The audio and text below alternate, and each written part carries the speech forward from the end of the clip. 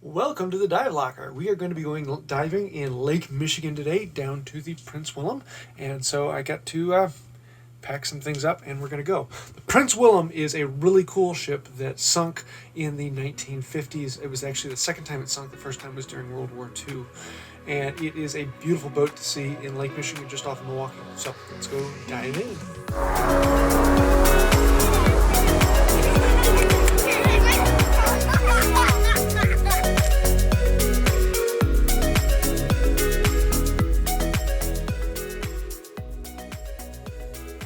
We are going out onto Lake Michigan on the Lockwood Explorer 2. This is an awesome tri-pontoon that is a ton of extra space. One of my favorite diving ships because it's incredibly comfortable. Lots of space for everyone and very easy to get in and out of. And it is very, very stable being an extra wide pontoon setup. So it's, a lot of fun. It is about 3 miles off of the shore in Milwaukee. And the ship is actually large enough that it has 3 mooring stations so that you can come up to it. We're actually going to be mooring at midship. Now, this is actually the second dive of the day. The first dive, my camera footage didn't come through, so we'll just be looking at the aft end of the ship. On the first dive, we went and explored the front end, and now we're going to be going out. Is Jake, my dive buddy, and it's actually his first time in Lake Michigan, so good ship to be out on. I kind of led the way, and he followed along. We pointed things out. The ship is laying on its side at about 90 feet, so the top of the ship is around 40 feet down, and the bottom is on the ground at about 90 feet. The visibility was pretty normal for Lake Michigan, about 50 feet, but not too bad. There's several masts that actually stick out away from the ship, and because the ship is laying outside, they go out into the water. So it's kind of fun to swim out along those and do a little exploration. The one at the front also has the crow's nest, which you can still stand in on its side. But there are 4 large cargo bays that you can swim into, and then there's a pass-through in between the aft 2 and the forward 2 cargo bays.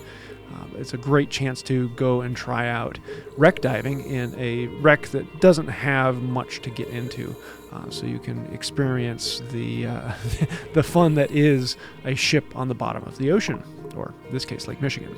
This is the aft end of the ship, and the ship is actually so heavy that it has pushed the bottom of the lake farther down. And so there's about a 20-foot cliff running all the way around the boat. It's kind of interesting to go and actually look at the rock formations around there. We swim up over the back end of the bow, and this is the deck of the ship. This is the cargo bay wall. So then you have the cargo bay that we can swim down into a bit. So this would be looking over the side of the ship down to what would be the bottom. So then we can swim down into the cargo bay, and we can go through one of the pass-throughs from the farthest aft cargo bay into the second aft cargo bay. This one's pretty wide and wide open, so it's not an issue to swim through, but there are lots of barrels and some of the cargo that is still down there. It sunk just after leaving Milwaukee, and they tried to bring it up, but it didn't work out. So this is its final resting place. Really one of my favorite wrecks to go into in Lake Michigan. Although I haven't been to the car ferry. One of these days I want to actually get down to that one. So it was Jake's first time to do a quick pass through, and it's an easy one to do it on, so lots of fun.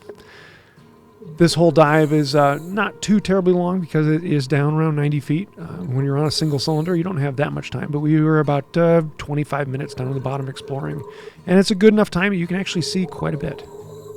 Here we're back at the crew quarters and deck, which is in the middle of the ship, and there are some places that you can look in and see the ladders and other things that used to be in there, as well as because it's on its side, you can see all of the windows into the crew quarters and look at the walkways in there.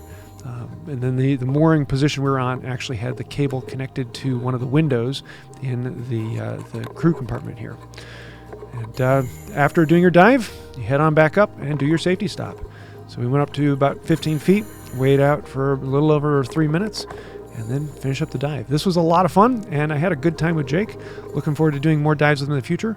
We're actually going to be going up to Lake Superior next week, and so I'm hoping to do a few dives up there to have a bit more fun. So I hope you enjoyed this, and until next time, have on.